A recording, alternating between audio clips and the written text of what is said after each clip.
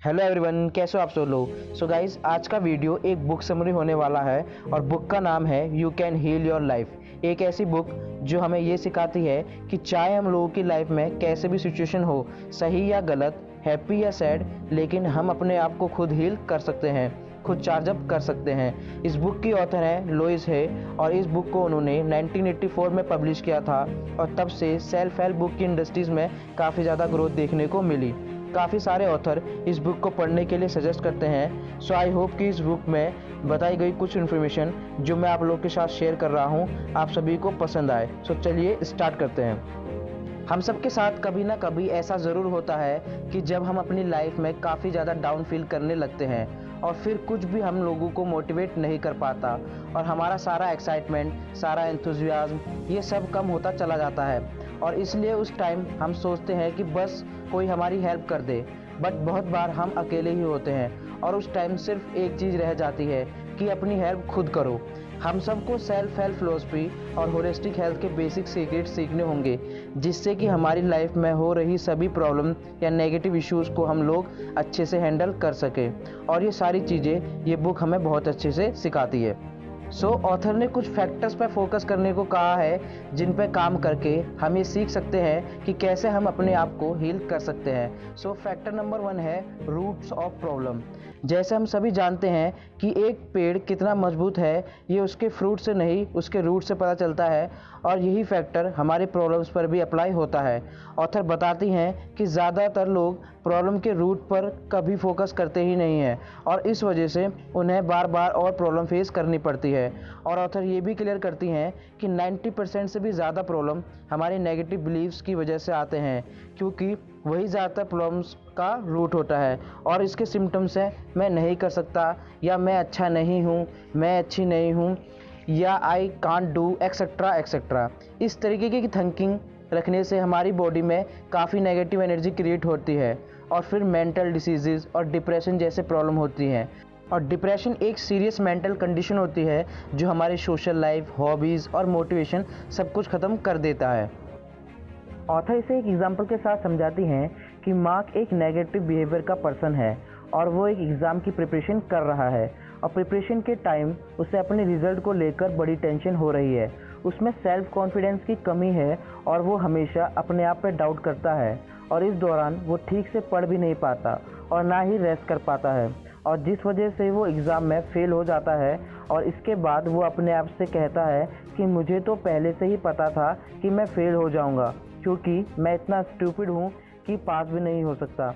अब प्रॉब्लम ये नहीं है कि मार्क फ़ेल हो गया है, प्रॉब्लम है ये कि मार्क ये समझना ही नहीं चाहता कि वो फ़ेल हुआ क्यों है, क्योंकि प्रिपरेशन के टाइम वो इतना ज़्यादा स्ट्रेस में था कि ना तो वो ठीक से प्रैक्टिस कर पाया और ना ही रेस्ट, जिस वजह से वो एग्ज़ाम टाइम में काफ़ी ज़्यादा एग्जॉस्ट और डरा हुआ था और वो अपने एग्ज़ाम पर फोकस ही नहीं लगा पाया और फेल होने के बाद उसे अपने आप पर डाउट होने लगा। लेकिन अगर वो थोड़ा रियलिस्टिक होता और प्रिपरेशन के टाइम पर ये सोचकर प्रिपरेशन करता कि मैं पेपर अच्छे से दूंगा या मेरी तैयारी ठीक है और प्रॉपर रेस्ट और पॉजिटिव माइंड से रखता तो शायद वो अच्छे से पास भी हो जाता।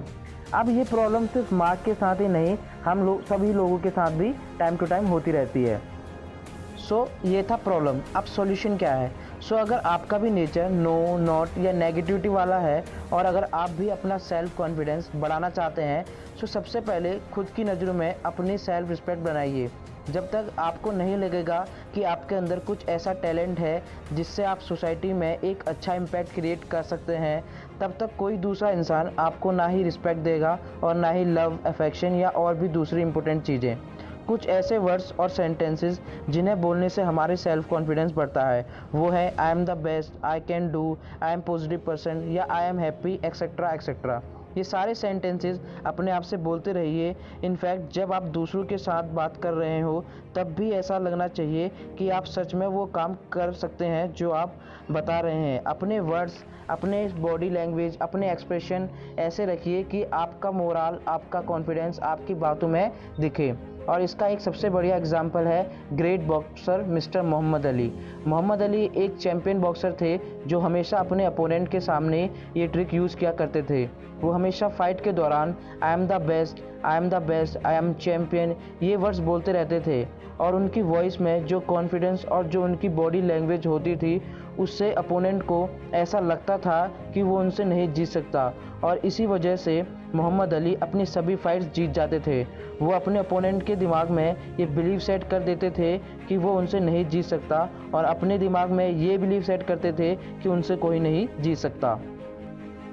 और मोहम्मद अली का एक बहुत अच्छा थॉट भी है। वो कहते थे to be a great champion you must believe you are the best, if you are not pretend you are. अगर आपको एक ग्रेट चैम्पियन बनना है तो पहले आपको बिलीव करना पड़ेगा कि आप ग्रेट हैं, आप बेस्ट हैं, और अगर आप नहीं हैं तो कम से कम शो कीजिए। इस थॉट से हम सब उनकी मेंटेलिटी का अंदाज़ा लगा सकते हैं और कुछ इसी टाइप की मेंटेलिटी हमें अपने अंदर लानी है। और सेल्फ कॉन्फिडेंस के रिगार्डिंग और एक एग्जांपल है जो कि हमारे इंडिया के सबसे बड़े मोटिवेशनल स्पीकर और एक बहुत अच्छे इंसान जिन्हें मैं अपना मेंटर मानता हूं और उन्हीं की वीडियोस देखकर मैं बड़ा हुआ हूं और मुझे उन्हीं से इतनी इंस्पिरेशन मिली है कि मैं ये वीडियोस बना पा रहा हूं, और वो हैं हमारे मिस्टर संदीप माहेश्वरी सर। और वो भी इस फैक्टर पर बहुत ज़्यादा फोकस करने को कहते हैं कि अपने आप को किसी से कम मत समझो और ये सेंटेंसेस अपने आप से कहते रहो कि आई am the greatest person ever born on this planet.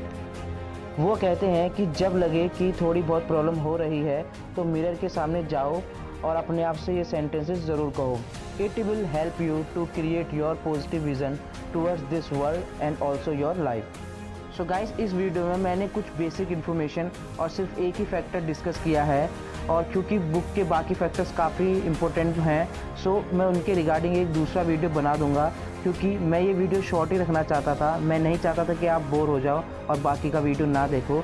So please इसका पार्ट 2 भी जल्दी आएगा और मैं रिक्वेस्ट करूँगा कि आप उसे भी देखना। सो मिलते हैं नेक्स्ट वीडियो में, तब तक के लिए जय हिंद, जय भारत।